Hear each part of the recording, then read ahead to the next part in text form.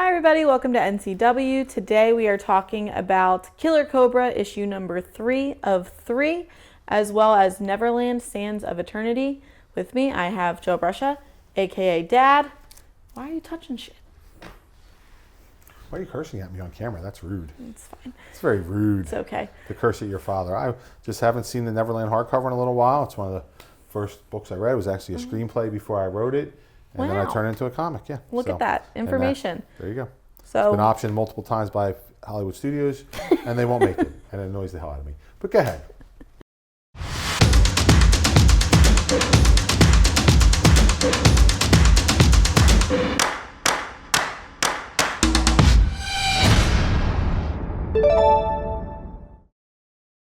So first we'll start with our new releases. Talk to me a little bit about Killer Cobra issue number 3, which is the culmination of his Killer introduction. Cobra, yes. And I did read it. I read good, it today. Good. Did you like it? I did. Okay, Origin of Killer Cobra. Well, yeah, well, that's in the shadows right now. We're not really releasing it. Well, no. About your origin of Killer Cobra. Oh, how why? you thought of him. You know, it actually didn't go the way that I wanted it to for whatever reason, because I was thinking I wanted to have like some kind of crazy, bloodthirsty, like vigilante type character, Like who like just Bunny wrecks Man people. and- Yeah, but a little bit more on the kung fu side, like martial artist who's just crazy. But as I started writing it, I was kind of like, I don't really want to go there. This guy's kind of cool, and I like the mongoose, and he's cool. I do like Chopstick. Yeah. So like, so I just toned it back, and I went with more of a traditional story, kind of a buddy comedy, in that way. But Killer Cobra number 3 is the culmination, like you said, of the series. I won't give anything away, so that's all we can say about it. We're getting characters from other series in that are going to be a larger part, I'm assuming, of our Grimm universe, Zenescope universe. Yes. What are we going with? Zenescope universe? Zenescope universe. Zenescope universe. Yeah, so that'll relaunch when we relaunch in November or October after Grimm Fairy Tales 100, which comes out in September. It'll be branded more Zenescope universe. This will probably be the only Killer Cobra series, but Killer Cobra will appear in other books. He'll start to interact with our other characters like Robin Hood, Carries, and that kind of stuff. So that's the setup. So I like it. Yes. My origin thought about Killer Cobra. What was the story that you used to tell us when we were little? Because Wall and I talked about this when we talked about Killer Cobra issue Long number Duck Dong. 2. Long Duck Dong. When he was talking about the Fists of Fury, I was like, wait. This sounds like a story I've heard before. No. You didn't use... I probably did. It's probably somewhere back there. I mean, we're going back 30 years now. 25 No, at least. I was not an infant. Well, you were 5, when we first started talking about Long Duck Dong and his... And then Neverland Sands of Eternity, which I know is part of the end of the Grimm universe, yes. David Wall is writing this one. Okay. Nothing good is going to happen in this issue, let me tell you that. Why you a lot of death and all the destruction. things that, like, it's all the characters I like, I feel. Only, I think... I liked Neverland. It was one of my favorites. Look, we got to evolve. We're moving on. The realms are getting destroyed. Van Helsing, Samantha, and one of the Musketeers, Carmen, goes to Neverland to try and stop Eternity, who's Father Time's henchman, from destroying the realm. Is Eternity the purple lady? Yes. So they go there, and there's they obviously get involved with Pan, who's trying to retake over Neverland, and that's all I'll really say. Is Hook but there? What about Hook? Hook ain't there no more. Nope. Did Hook die and I missed it? No, he's not dead. He's just living his best life. Yeah, he's living his best life else? somewhere on Earth, so he'll be okay. Okay, all right. Yeah. Anything else? How do you Van feel Helsing's about brother is there. She has a brother? Well, it's her, yes, from another dimension. Okay. So he came there. He comes from a steampunk dimension, and he's trying to take over Neverland. So he's been there setting it up. So Neverland again. How do you feel? About like destroying all these things that you cultivated? Great. I feel so good about it. I'm gonna be honest with you, and I blame Jen Bermel for this. She's our business development person, and she's been with the company a long time, and she's also Alex's aunt. I like how you gave me ownership of her, yes. that she's your sister-in-law. I was going to end Grimm Fairy Tales at 125, and we ended it last time. And she talked me into keeping it going and keeping all this stuff going. So we did it. So we did it for another almost 10 years. Now we're up to Grimm Fairy Tales 100 again, and we will continue with the Grimm Fairy Tales Volume 3, but it's going to be vastly different. I just think you can only do so much with fairy tales. The characters are great. there's characters that we'll keep, but I just think it's time for a fresh start. So I am ecstatic to be blowing up realms and destroying my I feel like babies. this is a good way for you to get out some of your just general rage. No, I mean, we're getting to the end of Grim Fairy Tales Volume 2. It's going to be here very soon. Issue 100 is going to be crazy. I've already started writing it. I feel like I have to wait to read that story arc. It's going to be it'll be a good thing altogether. Even yes. like the end of like this whole end of time, end of the universe, like the countdown, like I'm someone who doesn't like cliffhangers. Yeah, you want everything together, yeah. So I'll probably, guys, when they're all out, I'll read I think this. it's about 10 issues total, and it'll be collected it'll be collected in the graphic novel. So okay. Well, I won't wait for the graphic novel. No, you won't. I'll just read better it not, when or they're you'll be all fired. out, and then I'll have, as soon as I have that last digital file. You will be fired. All right, I'll be fired. If you don't read them all. If you haven't noticed, with all of our emails and our VCons, it's our 20th anniversary. Someone did during one of the 20th anniversary. Actually, our birthday was last week. Yeah. This week, the 7th, I think, is the actual birthday. Someone said that we should have done, someone mentioned that next year's our 21st birthday. We should have done the beer-themed Zen boxes for our 21st birthday. Oh, yeah, that would have made sense. It would have, and someone did suggest, and I'm sorry if I don't remember who it is, my brain's not that good with those memories. They suggested doing liquor-themed ones for next year. Maybe we will. That's a good idea. Yeah, there you go. We can legally drink now. Those covers by Chrome are fantastic. I love Zen them. box number 1 is already sold out, so. And the second one. First question. Where do most of your ideas come from other than like the cryptids, the urban legends? Other than those? Other than those. Like, I know you take a lot of influence from those things, but like when you're developing a character, like obviously Sela is loosely based on Snow White, Sky loosely based on, but when you're developing them as a separate entity to the Snow White story, like how do you go about that? I will say that, and for anybody who's creative, and I've actually read this in a book recently, you need to take downtime. Like, for example, Robin Hood, even though it's a known character, but switching the gender, coming up with her backstory, all that stuff happened when I was in MegaCon with your mother at a show, and I just had some downtime. And so when you have downtime and you think. I don't think when I have downtime. Well, I do, and that's. That's when your brain works. Your brain works at the same time, and if you're doing too much, you don't have that time to kind of, those ideas don't pop up. So. I don't know. I just keep researching stuff. There's stuff that strikes my attention or gets my attention, and then it leads to a character, and then I just develop it from there. I have so many ideas. A lot of stuff used to come to me when I was landscaping as a kid, and I've kept those ideas through the years. So when you're mowing lawns and doing stuff, you're not really brainless work. And back in the day, we didn't have headphones, and we had Walkmans, but we didn't have we didn't have the things. No, we didn't work. We didn't have anything. We just worked. We didn't have anything to listen to. So it's my nightmare. So cutting lawns for 40 hours a week or doing landscaping, and you're thinking the whole time. Maybe you listen to music a little bit in the background, but a lot of ideas. So I think downtime, and that's where a lot of ideas come from. I don't really. I've had a couple things come to me in a dream. Yeah, a couple. Not a ton. A lot of. Some more horror movie stuff comes into dreams.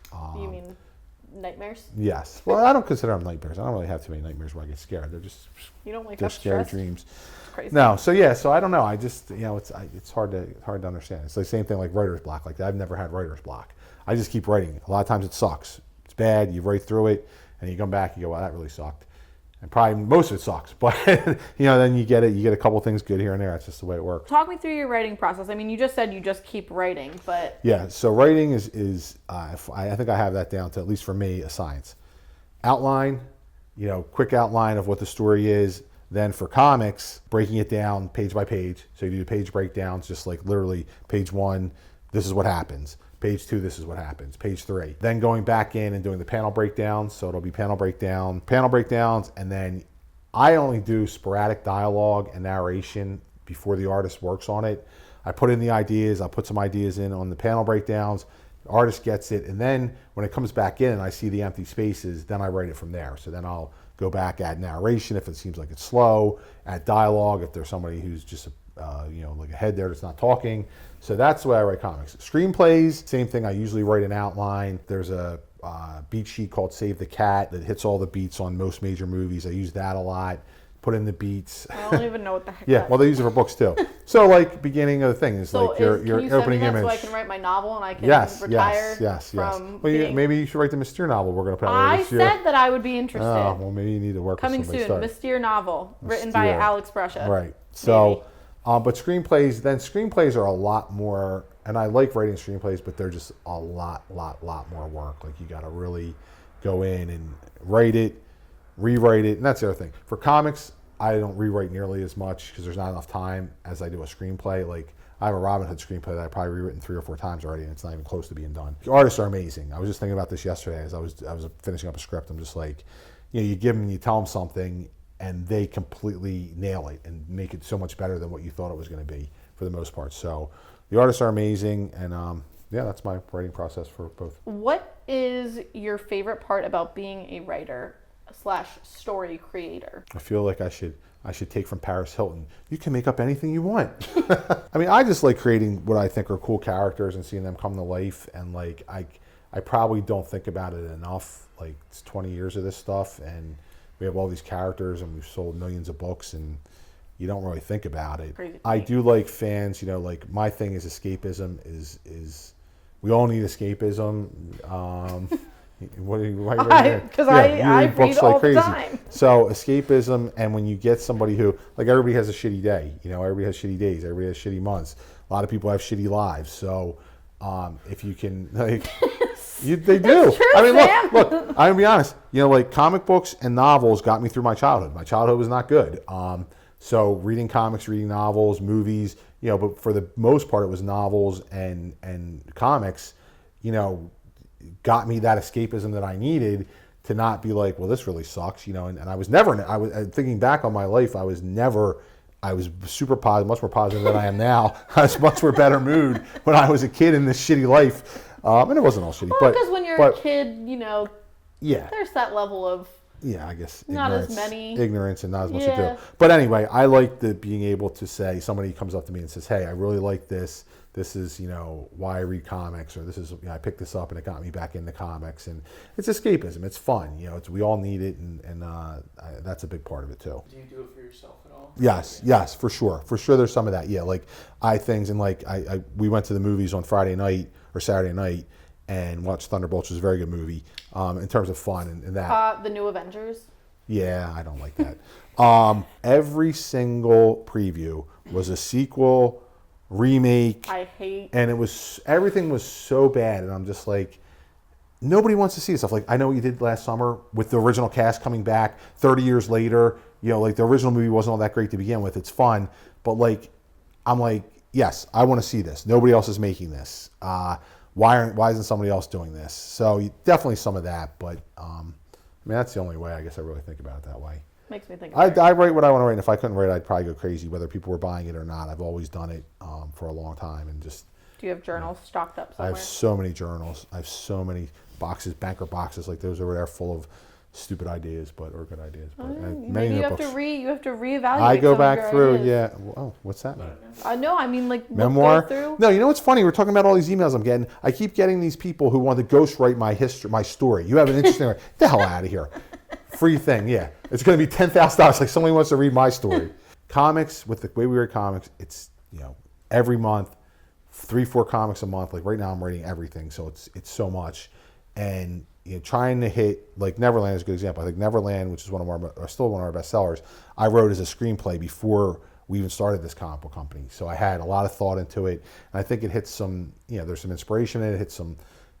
Like, we're all, one of the things. My beliefs are we should be trying to make this world a better place. Like, everybody should be working on that, and through art, that happens. And so definitely, reading Stephen King, reading Lord of the Rings, reading, even Thomas Harris, things like that. Like, there's always something you take from it that you're like, oh, that's they said it really well, or it inspires you, or makes you feel a little bit better. So there's definitely a lot of that. Unfortunately, I think it's hard to do in comics. And you get away from it because you're doing it so much, and you just don't hit it all the time. So what has it been like watching Zenescope grow from our basement at our old house into this? I really don't think about it too much, honestly. It's a shame. I think that at the end of the day... that's his, I don't even know what to call it. That growth, it's not a growth mindset, because growth mindset's much more positive. It's not a growth mindset. Never being... satisfied, complacent, satisfied with. We're happy with a lot of stuff. I mean, look, it's always a struggle. It's a struggle right now. If with this crap going on with Diamond, we're not getting money. We're starting to not get paid, which is nerve wracking. With the new guys who bought it, I think that I think if you get complacent, it's over. I think if you aren't constantly trying to do better, it's over. You know, you can never reach the top of the mountain. I think there's probably a lot of reflection, like working on a business plan for the Grim Tales of Terror movie. I'm like, you know, we've sold over 30 million comics, which is kind of crazy. That's crazy. It's kind of crazy when you think about it. And that's 1 million for every year I've been born. Yeah, I don't think that there's many independent publishers who have done what we've done, and we don't get much credit for it. But I don't think about it that way. I'm like, we suck. I don't think we suck, but I'm just like, you know, we have a long way to go. We got into this really to make movies, and 20 years later, we have one TV show, you know, a couple short things, and I think, you know, for being around for 20 years and selling 30 million comics or more, there's something there, and it just hasn't hit the mainstream the way I want it to. So when it hits the mainstream, maybe I'll be a little bit more satisfied. That's why I'm here. Yeah, I think it.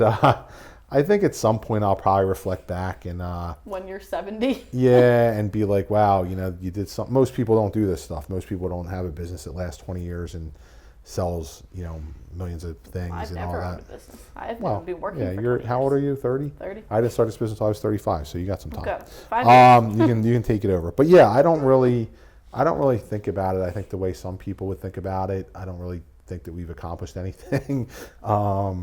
I think we still got a long ways to go. We got a lot to do. I'm never satisfied. The happy medium is you've accomplished quite a bit, but there's more to accomplish. No, you say it that way. You say potato, I say potato. Kind of sucks at some points because you're not really going, well, you're happy. I mean, but I do take a lot of joy and pride, like I said, when people are, if you can entertain some people and you have some fans and some people who are, for the most, diehard fans. Yeah, too. I mean, for the most part, like the people who are just like, hey, this is, again, this made me, you know, happy. This is something I could escape into. This is something that, you know, I enjoyed and I shared it with my friend or whatever. That's the kind of stuff that I think is why we do this. You know, we're trying, again, to make the world a little bit better and not so sucky if you have a shitty life. Next is our rapid fire. Rapid, let's go.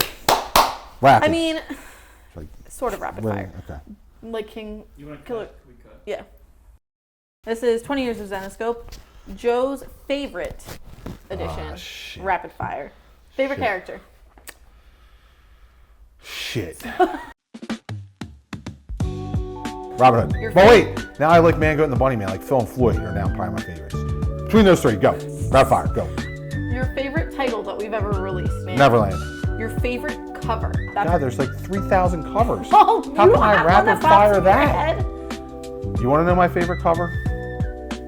He's looking at the wall art. This is the opposite of rapid fire.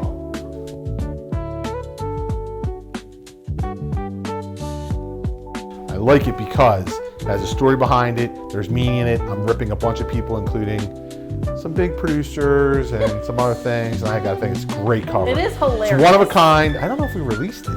I don't think it was ever released. It's just on that poster that I had somebody make because I was so angry. I don't even know. I have to go back and look. It's going in my office. Don't let it go hanging anywhere else. I wanted it to hang in the lobby so I could look at it. Maybe. Okay. That's my favorite cover. That's what I'm going with. Although there's so much tremendous artwork. It's been written by somebody else. Are you messing with me? There's so many stories. It's supposed to be what pops into your head first. My favorite story. That's the same thing as asking my favorite title. I'm going to go with this Father Time story arc I'm writing right now. I think it's great. Okay. It gives me like... rapid fire. You're just supposed to leave it at Okay, that's it. Favorite story arc written by somebody else, though. Wonderland, the original Escape from Wonderland by Raven Gregory. What's your favorite collectibles set that we've done? Homage by Keith Garvey. I like the Galactic cosplays. I'm loving these pop culture pinups we're doing this year. But I'm going to go with the old posters. As my daughter, you probably don't want to hear this because they're based on the 80s homage posters of like the workout stuff. Yeah, because I had some on my wall. So, you know, like Heather Locklear. Who were the other? What is your favorite game that we've released? The Tarot. Favorite merch item? I'd probably go with the Zenjamin Dragon. I like that. Oh, I do like the little dragon. He is cute. What's your favorite place to write? Barnes & Noble. Other than Tales of Terror or Van Helsing, which series would you want to turn into a movie or a show? The Neverland movie. I also like Mystere. I think would be a great TV series. What is your favorite convention that you've ever worked? San Diego Comic-Con is the easy answer.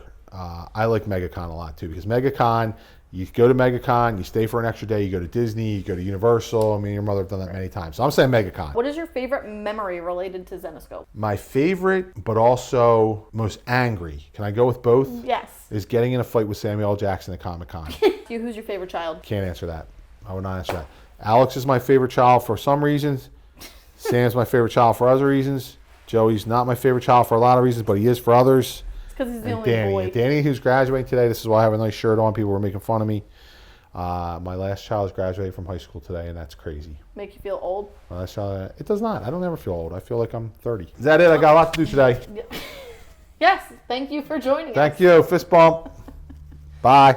Thank you everyone for joining us today on New Comic Wednesday. Thank you to my dad for stopping by. I know he hates this kind of stuff, but I enjoy making him do things that he hates.